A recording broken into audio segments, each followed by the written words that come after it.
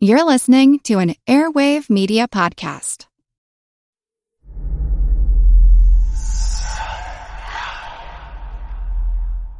Hey y'all, spooky season is here.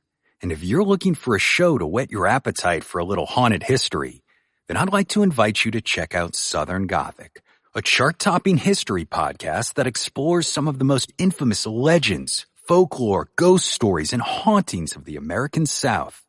We've covered all sorts of stuff from the Bell Witch of Tennessee to the disappearance of the Confederate submarine, the H.L. Hunley, not to mention our deep dives into the local lore of some of America's oldest and most haunted cities, like New Orleans, Charleston, and St. Augustine. So, if you're ready for a little good old-fashioned Halloween storytelling with a commitment to quality historical research, then be sure to check out Southern Gothic today. It's available now on all your favorite podcast apps.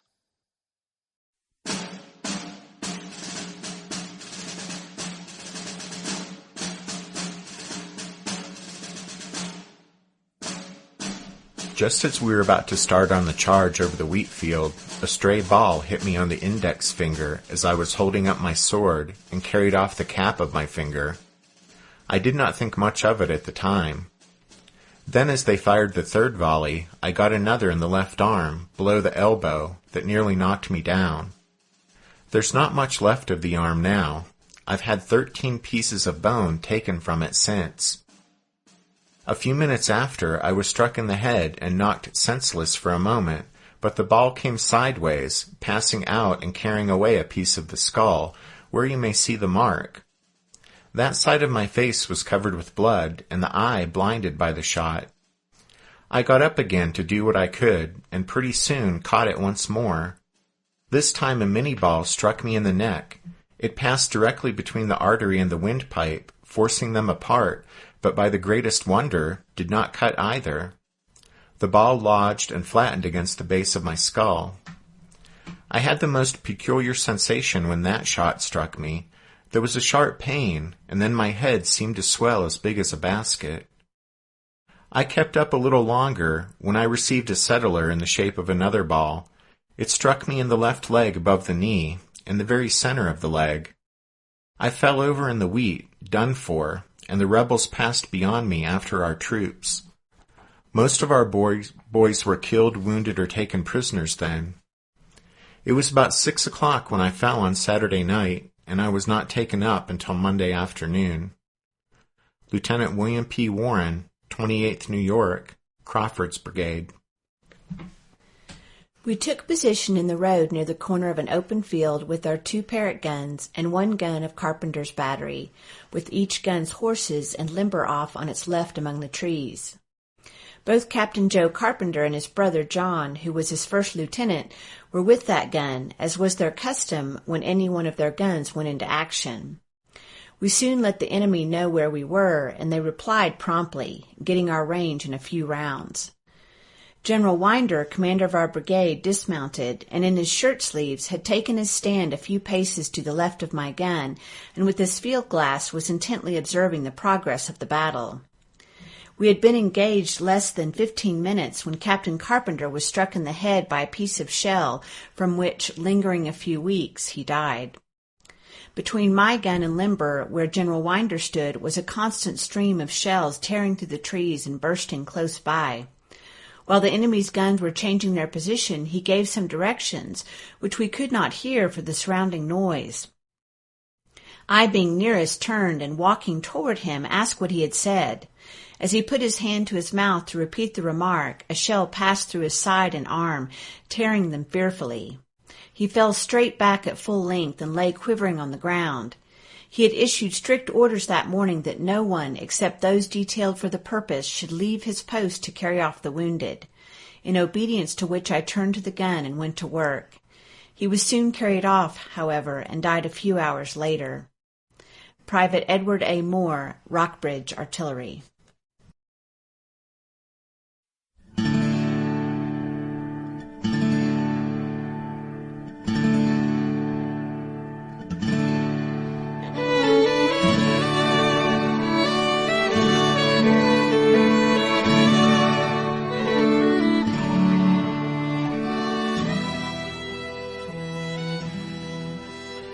Hey everyone, welcome to episode 172 of our Civil War podcast. My name is Rich. And I'm Tracy. Hello, y'all. Thanks for tuning into the podcast. With the last episode, we set the stage for the Battle of Cedar Mountain, which took place on August 9th, 1862. The Battle of Cedar Mountain, which took place about 10 miles south of Culpeper, Virginia, isn't very well known, but it's generally considered the beginning of the campaign that culminated in the next major battle on the podcast timeline, the Battle of Second Manassas. Right.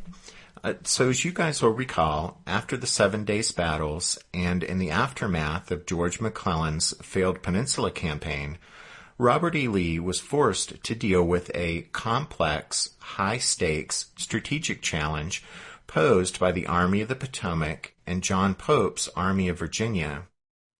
The Army of the Potomac was hunkered down at Harrison's Landing, but it still represented a threat to Richmond. Meanwhile, a new Union threat in northern Virginia emerged with the formation of John Pope's new command, which had been stitched together from the three formations that Stonewall Jackson had beaten up in his Valley campaign. Robert E. Lee was finally forced to move to deal with that new Union Army when Pope's forces started to stir and threaten some important railroad lines in central Virginia, including Richmond's vital rail link to the Shenandoah Valley. At first, though, because he still needed to keep a watchful eye on McClellan, Lee could only afford to send Stonewall Jackson, with perhaps 14,000 men, to face Pope. As you guys know, one of the things that was happening on the Union side was the debate over just what to do about the Army of the Potomac. But finally, in early August, McClellan was ordered to withdraw from the peninsula and take his army to join Pope. The Army of the Potomac was to march down to Fort Monroe at the tip of the peninsula, embark on transports which would take it up Chesapeake Bay and up the Potomac, where it would disembark, then march west to join Pope. The federal strategy now was to form a sort of 150,000-strong super army, which would steamroll south from northern Virginia, crush Lee, and capture Richmond. But until the Army of the Potomac arrived, Pope was basically to just hold the line in northern Virginia along the Rapidan and Rappahannock rivers.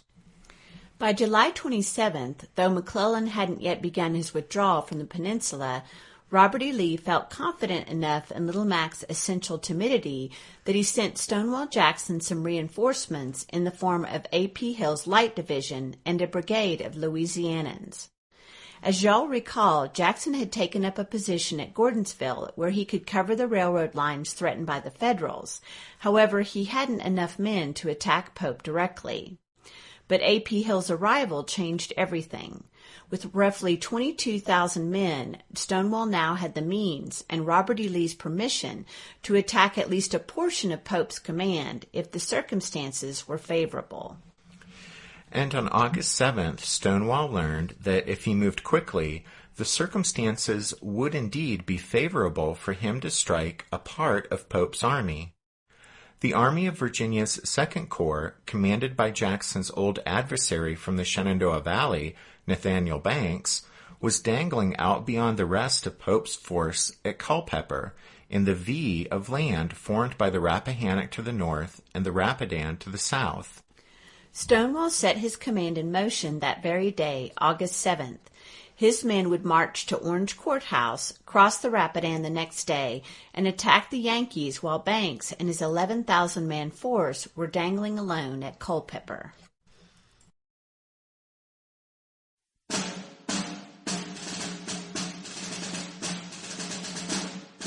It is a sad thing to refer to, yet glancing along the line, the sight was ludicrous in the extreme. All were excited and were loading and firing in every conceivable way. Some were standing, but most were kneeling or lying down. Some were astraddle their pieces and were ramming the charge totally regardless of the rules on that point. Many had poured their cartridges upon the ground and were pedaling out the lead with more speed than accuracy, I fear. We all took this occasion to swear and jibe our friends in gray to the best of our ability. So with the din of musketry and the one common yell of friend and foe, it seemed as if bedlam was loose. The behavior of those who were hit appeared most singular, and as there were so many of them, it looked as if we had a crowd of howling dervishes dancing around and kicking in our ranks. The bullet often knocks over the man it hits, and rarely fails by its force alone to disturb his equilibrium. Then the shock, whether painful or not, causes a sudden jump or shudder. Now as every man, with hardly an exception, was either killed, wounded, hit in his clothes, hit by spent balls, or jostled by his wounded comrades, it follows that we had a wonderful exhibition. Some reeled round and round, others threw up their arms and fell over backward, others went plunging backward, trying to regain their balance. A few fell to the front, but the force of the bullet generally prevented this, except where it struck low down and apparently knocked the soldier's feet from under him. Many dropped their musket and seized the wounded part with both hands. The enemy were armed with almost every kind of rifle or musket, and as their front exceeded ours 3 times, we were under a crossfire almost from the first. The various tunes sung by their balls we shall never forget. In a moment, when curiosity got the better of fear, I took notice of this, and made a record of it in my diary a day or 2 afterward. The fierce zip of the swift mini-bullet was not prominent by comparison, though there were enough of them certainly.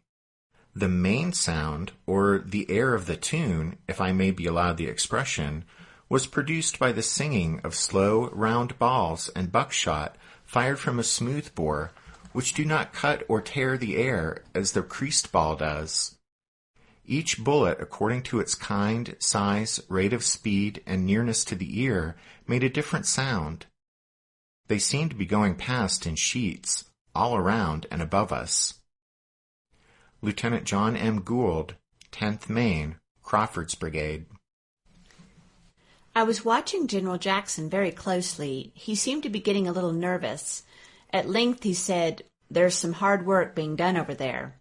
At the same time he drew a blank book from a little satchel, wrote a few lines, tore out the leaf, handed it to a courier, gave him some instructions, and away the courier dashed at the top of his speed. One of his staff then called his attention to a line of Yankee infantry just entering the wheat field on the left of the road and moving in the direction of the firing, which had now become a continuous roar with very little intermission. The general wrote another dispatch, handed it to a courier, gave him some directions, and said, "Lose no time," as the courier rode away. Then listening a moment said, "That firing is very heavy." The roar of battle seemed to be getting nearer. The general was sitting with his right leg thrown over the pommel of his saddle. Without a word he dropped his leg, pressed his cap on his head, tightened the strap under his chin. This was all done in almost a second of time. Without a word he wheeled his horse toward the road, pressed the spurs to his flanks, and started at a rate of speed which threatened to leave us far in the rear. His staff was soon close at his heels with a half-dozen of us couriers bringing up the rear. The general leaped his horse over the fence at the road, which had been partly thrown down. Here he halted a second and ordered some artillery to the rear, which General Winder had ordered placed in position, but which was now in great danger of being captured. Jackson then leaped his horse over the fence on the opposite side of the road into the woods, and had not gone 50 yards when he met his men falling back in considerable disorder. It was here that it has been said that Jackson drew his sword for the first time during the war and called on his men to rally and follow him, that Jackson would lead them. This may all be true, but how he could have been heard is a mystery to me. The rattle of musketry, the shouting, cheering, and yelling was deafening.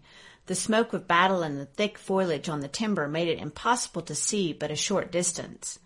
The leaves and small limbs were falling thick, and the bark from the timber flying in every direction, often striking a person in the face, leading him to believe he had run into a load of buckshot or something worse. It appeared for a few moments as though we had struck a full-grown tornado loaded with thunder and lightning. This was the most hair-raising fix I had ever struck. When I began to realize the condition of affairs, I found that I had lost the general, or the general had lost one of his couriers. The confusion and noise was terrible and to me frightful. For a few moments I was almost paralyzed. Lieutenant John M. Blue, 17th Virginia Cavalry Battalion, Robertson's Brigade.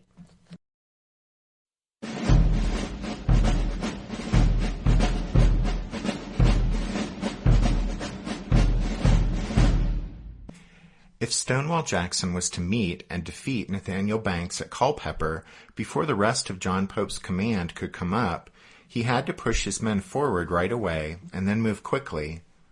Stonewall had his troops underway by 5 p.m. on August 7th, and his plan was to cross the Rapidan early on the 8th and then continue north towards Culpeper, where he anticipated attacking Banks on the 9th. However, the Confederates' march on August 8th was plagued not only by intense heat, but also by confusion and delay. It was, by one account, 96 degrees by noon on that day, and still 86 an hour after sunset. There was nothing that could be done about the heat, of course, but the blame for the confusion and delay that also plagued that day's march could be placed squarely upon Jackson's shoulders. Stonewall's bad habit of keeping his plans to himself and of telling his lieutenants only as much as he felt they needed to know made the march much tougher than it needed to be, and caused a particular problem with A.P. Hill, who was serving under Jackson for the first time.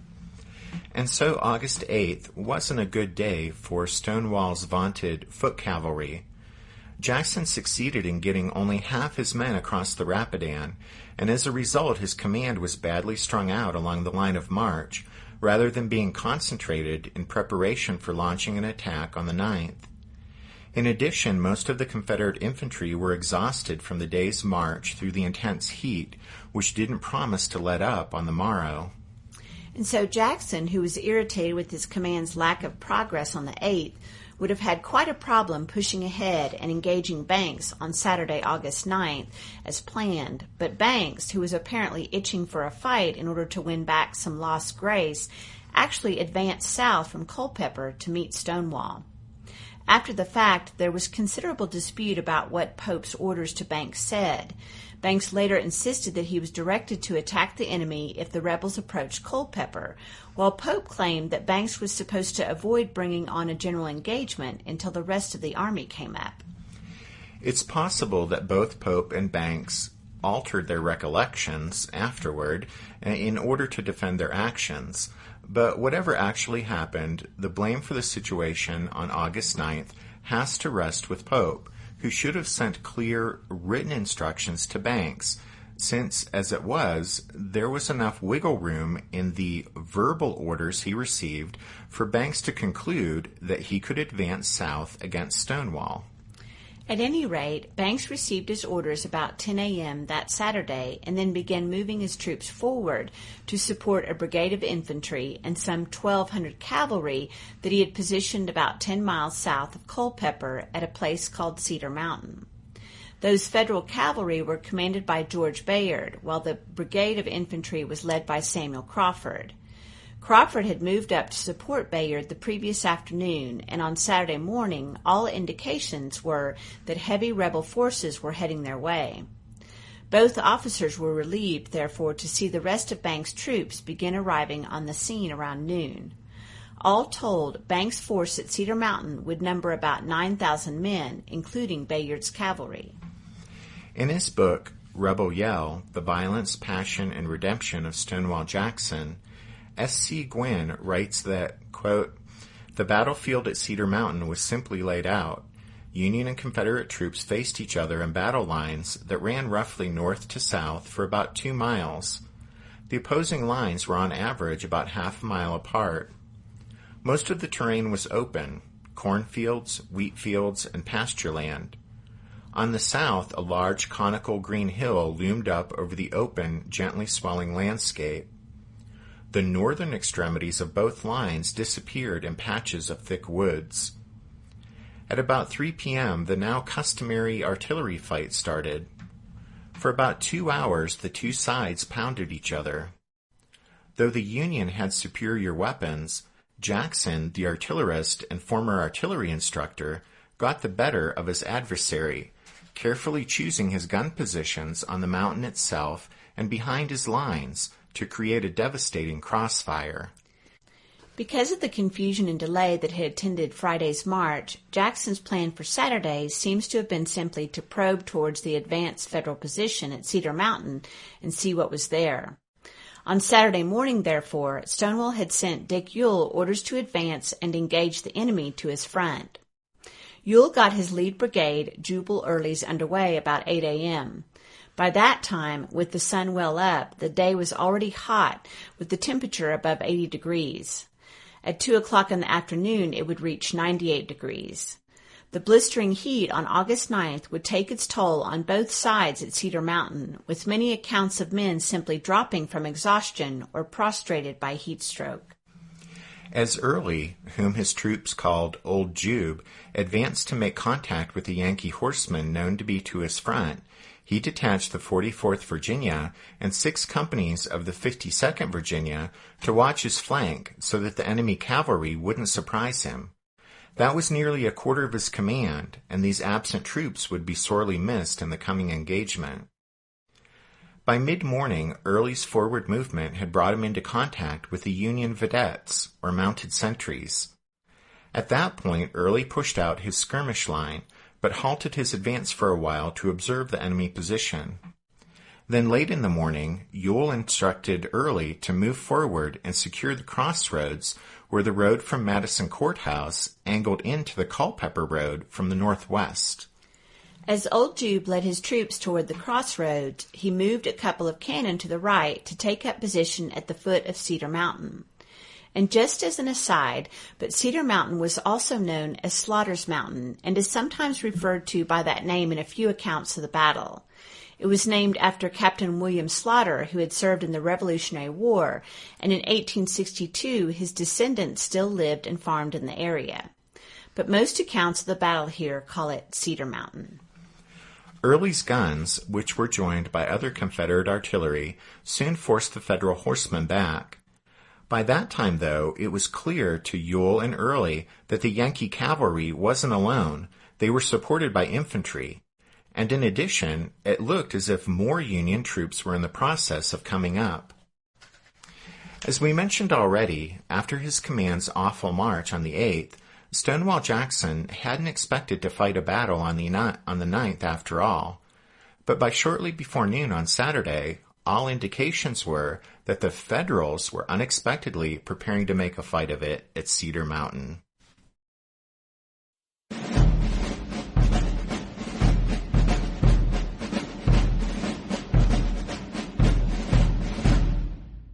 Did archaeologists discover Noah's Ark? Is the rapture coming as soon as the Euphrates River dries up? Does the Bible condemn abortion? Don't you wish you had a trustworthy academic resource to help make sense of all of this? Well, I'm Dan Beecher, and he's award-winning Bible scholar and TikTok sensation Dr. Dan McClellan, and we want to invite you to the Data Over Dogma podcast, where our mission is to increase public access to the academic study of the Bible and religion, and also to combat the spread of misinformation about the same. But, in a fun way. Every week we tackle fascinating topics. We go back to source materials in their original languages. And we interview top scholars in the field. So whether you're a devout believer, or you're just interested in a clear-eyed, deeply informed look at one of the most influential books of all time, we think you're going to love the Data Over Dogma podcast. Wherever you subscribe to awesome shows.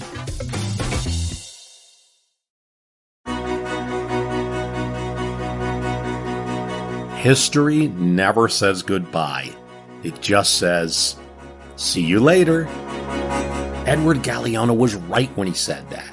Events keep happening over and over again in some form. And that's the reason I produced the podcast, My History Can Beat Up Your Politics. What is it? We take stories of history and apply them to the events of today to help you, perhaps, understand them better. We are also part of Airwave Media Network. I've been doing the program since 2006. That's a long time, and the show has a long name. My History Can Beat Up Your Politics. Find me wherever you get podcasts.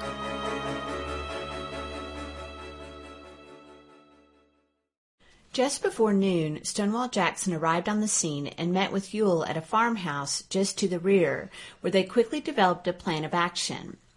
Ewell was to take Isaac Trimble's brigade and also the Louisiana Brigade, now commanded by former New Orleans Police Chief Henry Forno, and march them to the north shoulder of Cedar Mountain, where they would take up position overlooking the southern portion of the battlefield. Meanwhile, Early would continue to press up the Culpeper Road toward the center of the enemy position. Early would be supported on his left by Charles Winder's division as it came up. Winder's line of advance would allow him to pressure the Federal right. Stonewall had every expectation that his attack would succeed since his two lead divisions, Ewell's and Winder's, easily outnumbered the Yankees that he saw in their front, and he knew that A.P. Hill's troops were coming up behind Winder's to lend more weight to the attack if needed. Before the day was over, Stonewall would bring about 15,000 men into the fight here at Cedar Mountain. Jackson was in no hurry to attack, since it would take some time for Winder to come up and for Trimble to get into position. He sent orders for Early not to advance until he heard from Winder that everything was ready. While he waited for Winder to come up, Early shifted his troops so as to avoid observation by some enemy horsemen across the way. Early pushed, prodded, and swore and cursed his men through the forest that shielded their movement. Early's 1,500 men advanced out of the trees, moved across a farm lane, and formed a line of battle just north of the clapboard-sided Crittenden farmhouse. Realizing that his maneuvering so far had gained him an advantage over the Federals, who lay beyond the rolling countryside of the farm, Early advanced his men to the crest of a rise ahead. As the rebels appeared across the top of the ridge, though, the Union artillery, positioned 1,600 yards away, opened up on them and forced Early's men to withdraw back to the west side of the hill. Meanwhile, on Early's right, Ewell, with Trimble's and Fourneau's brigades, moved off the Culpeper Road, marched south, and took up a position on the north shoulder of Cedar Mountain. Well to their left and far below their position on the mountainside, they could clearly make out Early's troops. In his book, Stonewall Jackson at Cedar Mountain, Robert K. Crick points out that, quote, the virtually unopposed occupation of Cedar Mountain by Southern men and guns produced consequences difficult to exaggerate. The absolute dominance of the position there must have been apparent to the rawest private in either army. In Cedar Mountain, the Confederates held an impervious bastion for defense and a formidable artillery emplacement to support the offensive. Just after 2 p.m., Winder's division arrived on the battlefield and began the arduous and time-consuming task of moving up on Early's left. To the rear, the 6 brigades of A.P. Hill's Light Division stretched along the hot and dusty road for miles. Hill's men could hear the boom of artillery ahead and realized the fight had been joined, although Jackson had told Hill nothing of his battle plan. Although the rebels held a decided advantage in manpower, Banks had made skillful use of the terrain to mask the size and positions of his smaller force. Christopher Augur's division was posted south of the Culpeper Road, for the most part screened from observation by a large cornfield. With soldiers dropping along the wayside due to the brutal heat, the 2 brigades of Alpheus Williams' division hurried into the cover of the thick woods north of the road, and from a ridge north of Cedar Run, the Yankee batteries continued to rain shells upon the Confederates as the rebels deployed astride the Culpeper Road. While Jackson and Winder, who had taken the field despite being ill, were preoccupied with bringing artillery forward to counter the enemy guns, Winder's division deployed north of the road. Neither Winder nor his brigade commanders, Thomas S. Garnett, William B. Tolliver, and Charles Ronald, were aware that Williams' division of Federals lay just across a wheat field to the east. For 2 hours, the Union and Confederate batteries traded salvos that caused a number of casualties on both sides.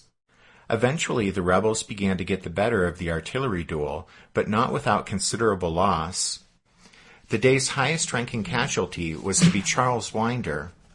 As Tracy mentioned, Winder had been seriously ill for several days, but he took the field on August 9th with his men. Winder was helping direct artillery fire when he was struck by a shell that mortally wounded him, tearing through his left arm and mangling his side terribly. The loss of Winder had serious repercussions for the rebels. Tolliver, who took command of Winder's division, was unable to locate Stonewall Jackson. Unaware of the overall battle plan, Tolliver focused his attention south of the road where his own brigade had earlier been shifting to cover Early's left. Meanwhile, Early's right had been bolstered by Edward L. Thomas's Georgians, the first of A.P. Hill's brigades to arrive on the battlefield. And with the approach of Hill, Jackson was preparing to launch his belated advance when at 5:30 p.m. the Federals beat him to the punch. Following Banks' orders, Augur started forward through the cornfield south of the Culpeper Road with two of his three brigades, under John Geary and Henry Prince. Exposed to the fire of the Southern guns on Cedar Mountain off to their left, and musketry from Tolliver, Early, and Thomas to their front, the Union troops pressed resolutely forward. Augur was wounded and was replaced by George S. Greene, but the assault by his brigades had preempted an attack by Stonewall's right. Shortly before 6 p.m., a more dire Yankee threat materialized north of the road. Breaking from the cover of the woods east of Winder's division, 3 of the 4 regiments in Samuel Crawford's brigade came surging through the wheat field that separated them from the Confederate left. Startled by the unexpected Union onslaught and still in some disarray in the wake of Winder's wounding, the rebel troops were slow to respond to the threat. Garnett's brigade managed to unleash 3 deadly volleys, but within minutes the cheering blue-clad soldiers had pierced the Confederate line. The left flank of Garnett's brigade caved in, and a portion of the celebrated Stonewall brigade was likewise thrown back in some disorder. Some of Crawford's Federals battered their way, in vicious close-quarters combat, through the woods north of the road, while others charged south into Tolliver's left flank. Renewed pressure from Augur's division against the rebel line south of the road soon jeopardized Jackson's entire position. With the disaster in the making, Stonewall spurred his horse into the mounting chaos, cajoling and imploring his men to rally and stand fast. So rarely had Jackson been compelled to draw his sword that he found the blade had rusted in its scabbard, and so the story goes, he was forced to unhook the still-sheathed weapon from his belt in order to flourish it somewhat awkwardly over his head. The influence of their revered commander steadied the rebel ranks, even as a lack of reserves crippled Banks' ability to exploit the Federal success. With units hopelessly intermingled and casualties mounting rapidly, Crawford's charge began to run out of steam. At that crucial moment, more of A.P. Hill's troops came storming forward at the double quick, and the tide of battle turned. As Lawrence O'Brien Branch led his brigade of Confederates against Crawford's front, James J. Archer and William Dorsey Pender swung their brigades of rebels against Crawford's right. With more than half of his troops dead, wounded, or taken prisoner, Crawford could do little more than beat a hasty retreat back across the wheat field. The 10th Maine, which was held in reserve during Crawford's initial assault, along with units of George H. Gordon's brigade, suffered severely as it tried to stem the rebel counterattack. A squadron of the 1st Pennsylvania Cavalry Regiment charged down the Culpeper Road but was hurled back.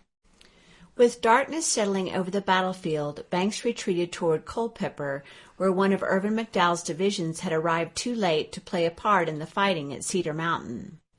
Although the rebels had carried the day, the efficient Yankee artillery was still a force to be reckoned with. When some Confederate guns, commanded by Captain William J. Pegram, opened upon the retreating Federals from atop an open knoll, the Union gunners caught the intrepid young Virginian in a deadly crossfire and silenced his guns.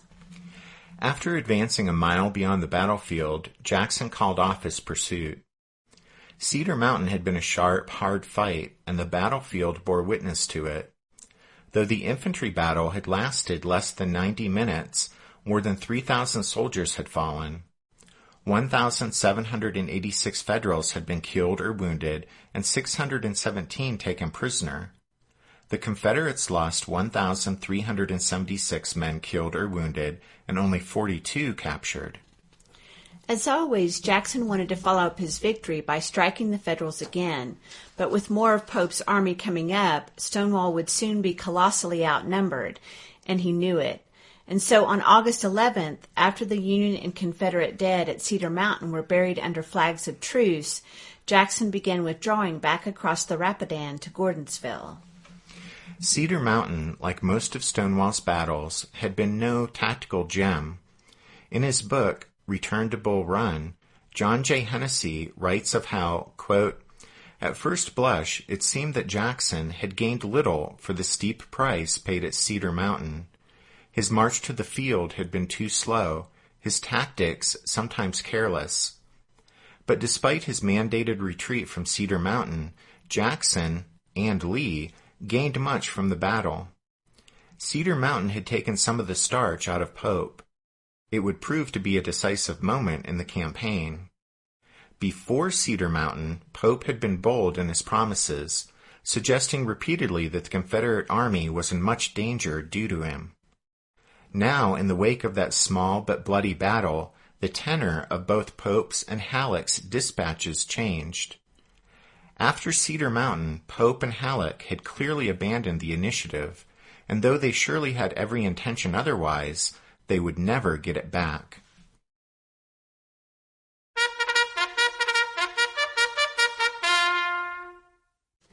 That means it's time for this episode's book recommendation. And our recommendation this time is Stonewall Jackson at Cedar Mountain by Robert K. Crick. Cedar Mountain is a truly interesting fight, but kind of surprisingly, there's not really a good, balanced, book-length treatment devoted to it, at least that we're aware of.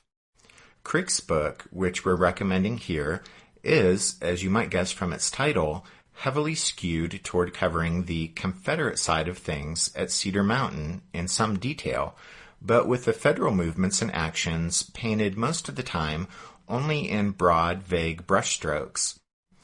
Other than that, Crick's book is excellent, and so we don't really have any qualms about making it our recommendation for this episode. So that's Stonewall Jackson at Cedar Mountain by Robert K. Crick. Don't forget you can find all of our book recommendations at the podcast website, which is www.civilwarpodcast.org.